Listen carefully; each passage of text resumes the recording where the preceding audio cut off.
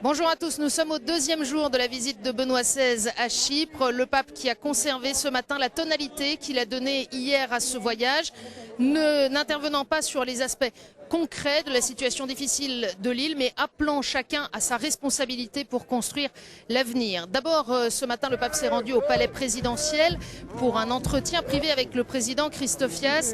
Les deux hommes se sont entretenus sur la situation politique, bien sûr, et ensuite sont intervenus devant les autorités civiles et le corps diplomatique rassemblé sous une tente dans le jardin de cette résidence qui fut auparavant le palais du gouverneur britannique.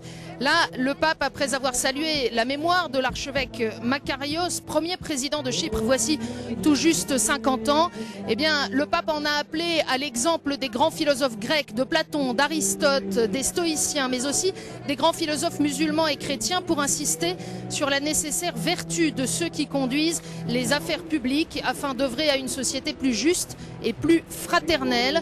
Le pape qui a notamment invité très concrètement les responsables politiques à développer entre eux les relations personnelles qui permettent la confiance. Il les a invités aussi à baser leur action sur des faits et à dépassionner les débats. Enfin, le pape a invité à déconstruire les idéologies qui voudraient aujourd'hui supplanter la vérité. C'est dans une toute autre ambiance, une heure plus tard, que le pape Benoît XVI a rejoint la petite communauté catholique à l'école maronite Saint-Maron.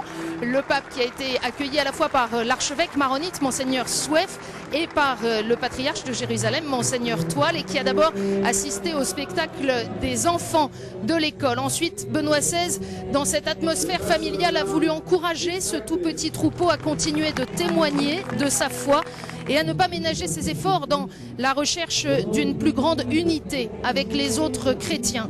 Pour ce qui concerne le dialogue interreligieux, le pape a invité à une action juste et prudente pour bâtir la confiance mutuelle qui est la base de la paix.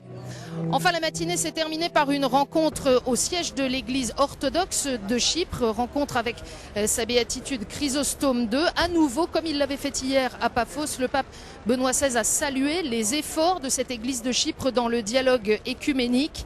Benoît XVI qui a encouragé tous ceux qui œuvrent à la restauration d'une communion pleine et visible entre les églises orientales et occidentales. Et peut-être pour rassurer le monde orthodoxe, Benoît XVI a voulu préciser que cette communion doit être fidèle à l'évangile et à la tradition apostolique et qu'elle doit se faire dans le respect des traditions propres à l'Orient et à l'Occident.